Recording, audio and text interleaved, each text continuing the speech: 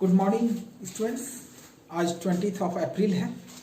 कल मैंने जो आपको बताया था, यानी एक इलेक्ट्रिक डाइपोल की वजह से किसी भी पॉइंट पी पर, यानी पॉइंट पी कहीं भी हो तो उसके वजह से इलेक्ट्रिक फील्ड का एक्सप्रेशन क्या होगा वो हम लोग लाए थे। आज उसके सपोर्ट में मैं कुछ बता रहा हूँ। थोड़ा ये टॉपिक टफ था, हो सकता है आप सबों को क्लियर ना हुआ हो। जैसे आप जानते हैं कि अगर कोई इलेक्ट्रिक डाइपोल हो -q + q, तो ये आपको पहले जान लेना होगा कि इसका जो डाइपोल मोमेंट है उसका डायरेक्शन इसी तरफ होगा, यानी माइनस चार्ज से प्लस चार्ज की ओर, यानी इसका डाइपोल मोमेंट p का डायरेक्शन इधर हो गया।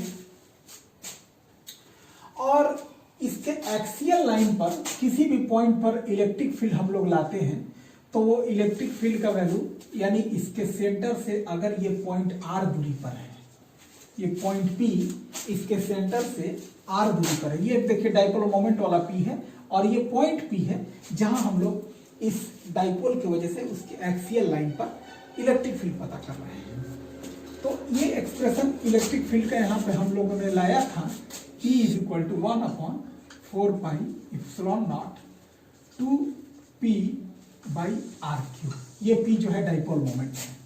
ये तब का केस है जब पॉइंट P इस डाइपोल से काफी दूर है, यानी the distance r is greater than a यानी डाइपोल का लेंथ जो 2a था, तो इस a से ये r जो है बहुत बड़ा है, यानी पॉइंट P डाइपोल से काफी दूर है।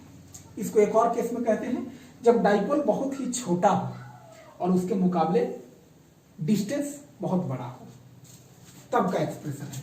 और दूसरा एक्सप्रेशन हम लोग किए थे कि एक डाइपोल, ये -q + q, इसका डाइपोल मोमेंट का डायरेक्शन इस तरफ है और इसके इक्वेटोरियल लाइन पर, इसके सेंटर से r दूरी पर किसी पॉइंट P पर है, वहां पर इलेक्ट्रिक फील्ड लाना था। तो वहां पे इलेक्ट्रिक फील्ड का डायरेक्शन इधर होता है, आप मिला लेंगे पॉजिटिव चार्ज से निगेटिव चार्ज की ओर। इलेक्ट्रिक लाइंस ऑफ फोर्स ऐसे जाते हैं, प्लस से निकलते हुए निगेटिव की ओर, तो यहाँ पे इलेक्ट्रिक फील्ड का डायरेक्शन इस तरफ हो जाएगा। तो ये इसका एक्सप्रेशन भी तब का निकाल रहे हैं जब ये r जो है डाइपोल के लेंथ से बहुत बड़ा हो। इसका एक्सप्रेशन आया था ये एक्सियल लाइन वाला और ये इक्वेटोरियल लाइन वाला, 1/4πε0, ये हो गया p/r³। इसी दोनों एक्सप्रेशन का हमें इस्तेमाल करना है। और 11th क्लास का एक और एक्सप्रेशन कि जब भी हम लोग किसी चीज को रिजॉल्व करते हैं, जैसे ये कोई फोर्स है, एक्स एक्सिस से मान लीजिए एंगल थीटा बना रहा है, तो इसका एक्स कंपोनेंट हो गया f cos थीटा और y कंपोनेंट हो गया f sin थीटा। याद रखें, इसका जिस एक्सिस के साथ एंगल थीटा दिया हुआ हो उसके साथ कंपोनेंट cos होगा और जिसके साथ थीटा नहीं दिया हुआ उसके साथ एंगल sin होगा।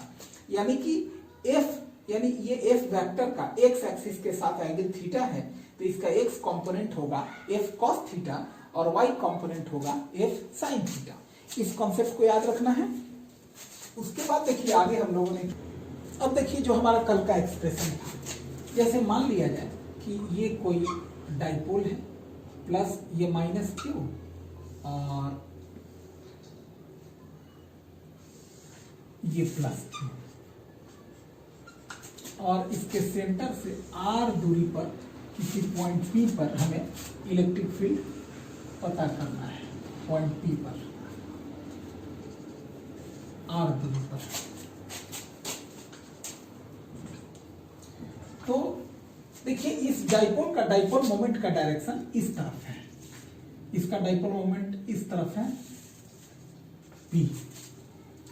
तो क्योंकि डाइपोल मोमेंट का डायरेक्शन नेगेटिव चार्ज से पॉजिटिव चार्ज की ओर होता है, इस तरफ हो गया।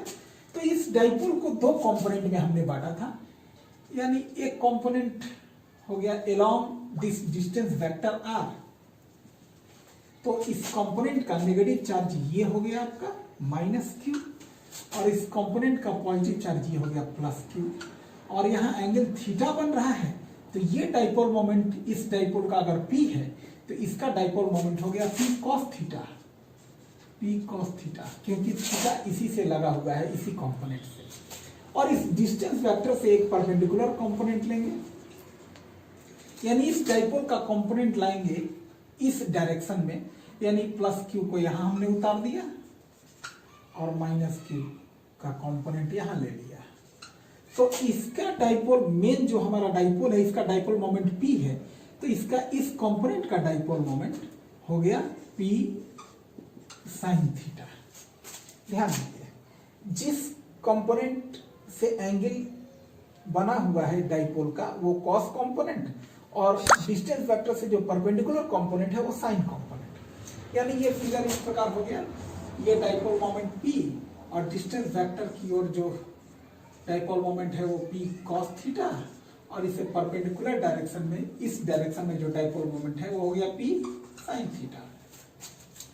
अब जब हम लोग पॉइंट P पर इलेक्ट्रिक फील्ड निकालेंगे इस कंपोनेंट की वजह से, यानी इसी को डाइपोल मान लेंगे इसको, तो इस डाइपोल के एक्सियल लाइन पर हमें इलेक्ट्रिक फील्ड निकालना है।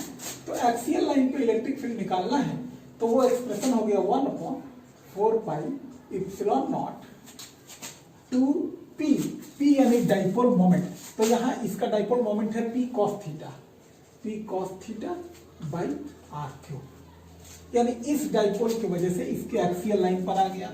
अब इस डाइपोल की वजह से ये पॉइंट P जो है इस डाइपोल के इक्वेटोरियल लाइन पर आ रहा है, तो इस डाइपोल की वजह से पॉइंट P पर इलेक्ट्रिक फील्ड निकालेंगे हम लोग, जिसका नाम हमने EE दिया है 1/4 पाई इप्सिलॉन नॉट, और इस डाइपोल के चूंकि इक्वेटोरियल लाइन पर पड़ रहा है, तो इक्वेटोरियल लाइन का एक्सप्रेशन ये है, P यानी डाइपोल मोमेंट का जगह है, तो इसका डाइपोल मोमेंट है P sin theta by r cube, और बाद में यानी कि इसके वजह से जो इलेक्ट्रिक फील्ड आया है वो EA, और इस डाइपोल की वजह से जो इलेक्ट्रिक फील्ड आया है वो EE, और इस प्रकार हमने रिजल्टेंट इलेक्ट्रिक फील्ड E आया है।